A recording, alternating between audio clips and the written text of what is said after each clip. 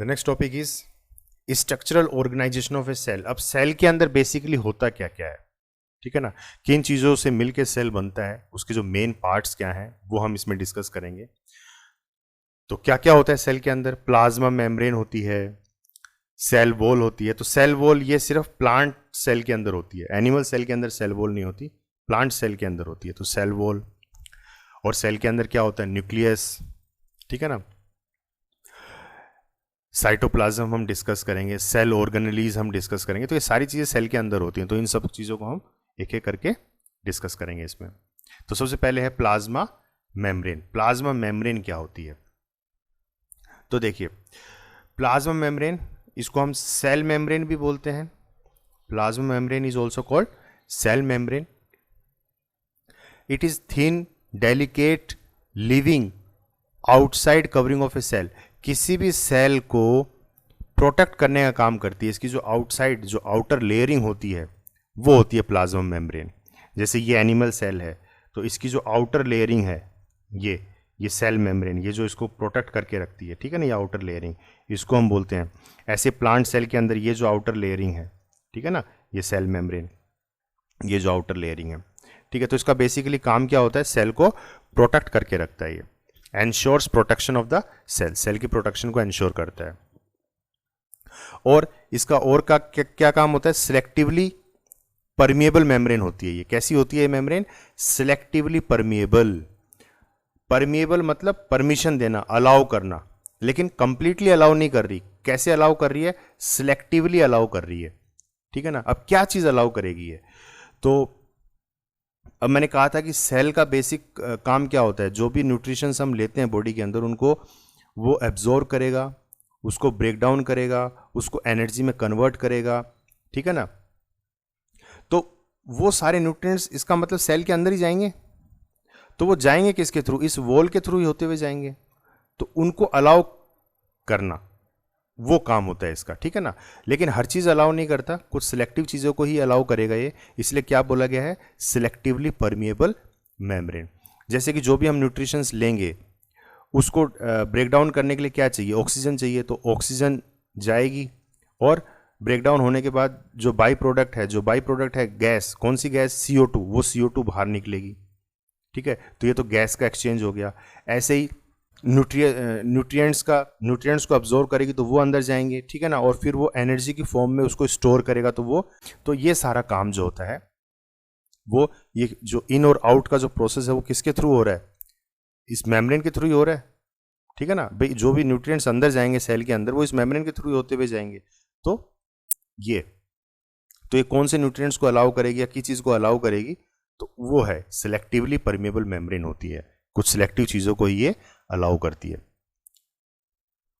तो selectively permeable membrane basically क्या है इसका काम? Movement of substance in and out of a cell. किसी भी सेल के अंदर इन एंड आउट, जो भी चीजें इन होंगी या आउट होंगी, या कौन सी चीजें इन होंगी कौन सी चीजें आउट होंगी, उसको ये डिसाइड करता है, ठीक है ना। तो दो तरीके से होता है ये सिलेक्टिव परमिएबल मेम्ब्रेन। दो तरीके से काम करता है, एक तो डिफ्यूजन है, दूसरा ऑस्मोसिस है। अब डिफ्यूजन क्या होता है? तो डिफ्यूजन में क्या होता है? गैसेस का एक्सचेंज होता है। तो gaseous exchange between cell and its external environment, मतलब सेल अपने एक्सटर्नल इन्वायरमेंट के साथ गैसेस को कैसे एक्सचेंज करेगा, ठीक है। तो जो भी न्यूट्रिएंट्स होंगे उसको डाइजेस्ट करने के लिए, उसको एनर्जी में कन्वर्ट करने के लिए, उसको ब्रेक डाउन करने के लिए सेल को क्या चाहिए? ऑक्सीजन चाहिए। तो वो ऑक्सीजन तो अंदर जाएगा, ठीक है। और जब वो फूड ब्रेक डाउन हो जाएगा in the presence of oxygen, तो जो बाई प्रोडक्ट निकला वो क्या निकला? CO2 इस सेल से बाहर आएगा। और ऐसे सभी सेल, जितने भी सेल्स हैं, उन सबसे CO2 बाहर आएगा। वो हमारे कहाँ? लंग्स में आके इकट्ठा हो जाएगा और फिर उसको हम क्या करते हैं? ब्रीद आउट कर देते हैं, ठीक है ना। और ऐसे हम ऑक्सीजन ब्रीद इन करेंगे और जो ऑक्सीजन हम ब्रीद इन करते हैं लंग्स में जाता है और वो लंग्स से होते हुए पूरे सेल्स तक, पूरी बॉडी में जितने भी सेल्स हैं उन सभी सेल्स के अंदर वो ऑक्सीजन पहुंचती है, ठीक है ना। तो ये जो प्रोसेस है इसको रेस्पिरेशन बोलते हैं, ठीक है। तो बेसिकली सेल का काम क्या हुआ डिफ्यूजन के अंदर? गैसेस का एक्सचेंज करता है। तो gaseous exchange between cell and its external environment. तो movement of gases like CO2 and oxygen, carbon dioxide और ऑक्सीजन की जो गैसेस का एक्सचेंज होता है उसे हम डिफ्यूजन बोलते हैं।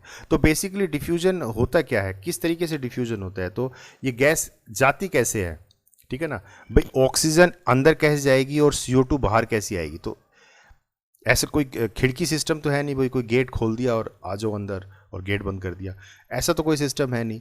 तो होता क्या है, कंसंट्रेशन पे बेस्ड होता है। चीज़ें जो हैं हाई कंसंट्रेशन से लो कंसंट्रेशन की तरफ मूव करती हैं, ठीक है ना। तो जब ऑक्सीजन अंदर जाएगी, इसका मतलब बाहर जो है ऑक्सीजन की कंसंट्रेशन ज़्यादा होगी एज कंपेयर टू सेल के अंदर, ठीक है। तो high concentration to low concentration, तो ऑक्सीजन जो है अंदर चली जाएगी, और ऐसे ही कार्बन डाइऑक्साइड की कंसंट्रेशन अंदर ज़्यादा होगी बाहर कम होगी, तो हाई से लो की तरफ, तो CO2 जो है बाहर आ जाएगी। तो इस तरीके से गैस जो है एक्सचेंज होती है। तो movement of gases like CO2 and O2 from a region of high concentration towards a region of low concentration, high concentration से लो कंसंट्रेशन की तरफ चीजें जो है मूव करती हैं। जैसे हीट है, हीट कैसे मूव करती है, from high temperature to low temperature की तरफ मूव करता है। ऐसे पानी का जो फ्लो होता है वो कैसे होता है, from high pressure to low pressure, ठीक है ना। तो ऐसी चीजें मूव करती हैं। तो गैस भी इसी तरीके से मूव करेगी, जहां पे कंसंट्रेशन ज़्यादा होगी वहां से लो कंसंट्रेशन की तरफ जाएगी। तो इसी प्रोसेस को हम क्या बोलते हैं, डिफ्यूजन बोलते हैं। तो डिफ्यूजन किसके लिए यूज़ करेंगे, गैसेस के लिए। ऐसे ही ऑस्मोसिस हम किसके लिए यूज़ करेंगे, वाटर के एक्सचेंज के लिए, ठीक है ना, क्योंकि ये तो गैसेस हो गई और ये हो गया लिक्विड। तो लिक्विड के एक्सचेंज जब होता है तो वहां पे उसको बोलते हैं ऑस्मोसिस। तो water exchange between cell and its external environment, तो यहाँ पे वाटर का एक्सचेंज होता है, ठीक है ना। तो movement of water from a region of high concentration towards a region of low concentration. तो हाई कंसंट्रेशन से लो कंसंट्रेशन की तरफ वाटर जो है मूव करता है, ठीक है। तो अगर वाटर का कंसंट्रेशन ज़्यादा है और अंदर कम है तो हाई से लो की तरफ, मतलब इस तरीके से वाटर अंदर जाएगा। और अगर फिर अंदर कंसंट्रेशन ज़्यादा हो जाएगा बाहर कम हो जाएगा तो वाटर जो है बाहर आ जाएगा। तो आपको पता है हमारी ह्यूमन बॉडी के अंदर कितना परसेंट वाटर होता है, 70% या 70 या मोर देन 70% हमारी बॉडी के अंदर जो है वाटर होता है, ठीक है ना। तो ये वाटर जो है, इस वाटर के अंदर जो है न्यूट्रिएंट सारे मिक्सड अप होते हैं, घुले हुए रहते हैं। तो वो इसी फॉर्म में सेल के अंदर जाता है वो, ठीक है ना, मतलब लिक्विड फॉर्म में, ठीक है ना, लिक्विड फॉर्म में सेल के अंदर जाएगा। तो जो लिक्विड चीजें जाती हैं सेल के अंदर, ठीक है, जो लिक्विड का जो एक्सचेंज होता है इन और आउट, वो तो हो गया ऑस्मोसिस। और जो गैसेस का एक्सचेंज होता है सेल के अंदर और बाहर, इन और आउट, उसे हम बोलते हैं डिफ्यूजन, ठीक है। तो दो प्रोसेस चलते हैं इसमें। What will happen if we put an animal cell or a plant cell into a solution of sugar or salt in water? अब देखिए क्या हो कि हम एनिमल सेल, दो सेल ले लिया हमने, एक एनिमल सेल ले लिया और एक हमने प्लांट सेल ले लिया, और इसको हम सोल्यूशन के अंदर डिप कर रहे हैं। कौन कौन से सोल्यूशन के अंदर, एक शुगर सोल्यूशन ले लो और एक सॉल्ट सोल्यूशन ले लो। अब उसके अंदर डिप करना है तो हम क्या चीज़ नोटिस करेंगे, तो देखिए तीन तरीके से चीज़ें होंगी। One of the following three things could happen, तीन तरीके से चीजें हो सकती हैं। पहली कौन सी होगी, if the medium surrounding the cell, if the medium surrounding the cell has a higher water concentration then the cell, means that the outside solution is very dilute, the cell will gain water by osmosis. Such a solution is known as hypotonic solution. As a result the cell is likely to swell up. अब इसका क्या मतलब हुआ, तो अब मान लीजिए ये हमारा, ये एनिमल सेल है, ठीक है ना, ये जो सेल है एनिमल सेल है, और इसको हमने एक सोल्यूशन के अंदर डिप कर दिया। अब ये सोल्यूशन आपका शुगर सोल्यूशन भी हो सकता है और सोल्ट सोल्यूशन, कोई भी एक सोल्यूशन आप ले लो, ठीक है ना। अब चीज़ें कैसे मूव करेंगी, अगर बाहर का कंसंट्रेशन ज़्यादा है, अगर इस शुगर सोल्यूशन या फिर सोल्ट सोल्यूशन का कंसंट्रेशन ज़्यादा है सेल के अंदर के कंसंट्रेशन से, तो क्या होगा, ये सोल्यूशन इसके अंदर जाएगा, क्योंकि हमने अभी अभी क्या पढ़ा था, ऑस्मोसिस। ऑस्मोसिस में क्या होता है कि लिक्विड जो होता है हाई कंसंट्रेशन से लो कंसंट्रेशन की तरफ मूव करता है। तो अगर ये बाहर कंसंट्रेशन ज़्यादा है और अंदर सेल के अंदर कंसंट्रेशन कम है, तो लिक्विड कैसे फ्लो करेगा, बाहर से अंदर की तरफ जाएगा, ठीक है, तो बाहर से अंदर की तरफ जाएगा, तो जब अंदर की तरफ जाएगा तो इसका रिजल्ट क्या होगा कि जो सेल की जो साइज है वो क्या हो जाएगी, बढ़ जाएगी। सेल जो है वो स्वेल कर जाएगा, सूज जाएगा, यही होगा। तो देखिए, if the medium surrounding the cell has a higher concentration, कि अगर जो सराउंडिंग जो है, सेल के सराउंडिंग का इन्वायरमेंट जो है, अगर उसकी कंसेंट्रेशन बहुत ज्यादा है सेल के कंपेरेटिवली, तो क्या होगा, the cell will gain water by osmosis. तो हाई टू लो कंसेंट्रेशन की तरफ वाटर मूव करेगा, यानी कि वो सोल्यूशन जो है सेल के अंदर चला जाएगा और सेल क्या हो जाएगा, उस तरीके से स्वेल हो जाएगा, ठीक है ना।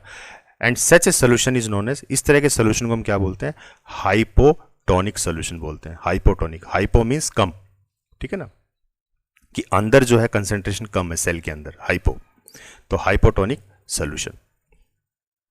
दूसरा तरीका क्या है कि if the medium has exactly the same water concentration as the cell, यानी कि अगर ऐसा हो जाए कि बाहर भी उतना ही कंसेंट्रेशन है जितना सेल के अंदर कंसेंट्रेशन है, तो उस दौरान लिक्विड फ्लो करेगा क्या, नहीं करेगा। तो there will be no net movement of water across the cell membrane, तो सेल मेम्ब्रेन के थ्रू जो है कोई भी मूवमेंट नहीं होगी। And such a solution is known as isotonic solution, और इस तरह के सोल्यूशन को हम क्या बोलते हैं, आइसोटोनिक सोल्यूशन बोलते हैं, ठीक है ना। और इस केस में क्या होगा, the as a result the cell will stay the same size, तो सेल की साइज में कोई फर्क नहीं आएगा, क्योंकि सेल के अंदर ना ही फ्लूइड अंदर जाएगा और ना ही अंदर से फ्लूइड बाहर आएगा, यानी कि सेल की जो साइज है वो एज इट इज रहेगी, तो सेम साइज रहेगी सेल की।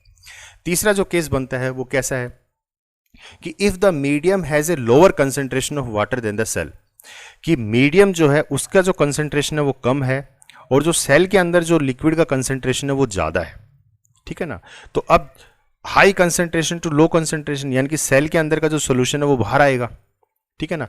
जब बाहर आएगा तो सेल की साइज क्या हो जाएगी, श्रिंक हो जाएगी, ठीक है ना, सेल की साइज कम हो जाएगी, meaning that it is a very concentrated solution, the cell will lose water by osmosis, such a solution is known as hypertonic solution. और इस तरह के सोल्यूशन को हम क्या बोलते हैं, हाइपरटोनिक सोल्यूशन बोलते हैं, ठीक है ना। हाइपर मीन्स ज्यादा, यानी कि यहां सेल के अंदर जो सोल्यूशन है उसकी कंसेंट्रेशन ज्यादा है, ठीक है ना, तो हाइपरटोनिक सोल्यूशन। तो इस केस में जो लिक्विड है वो सेल से बाहर आएगा और सेल की साइज जो है कम हो जाएगी। तो तीन तरीके से चीजें जो हैं ट्रांसफर हो सकती हैं, ठीक है ना, hypotonic, isotonic and hypertonic. Clear है।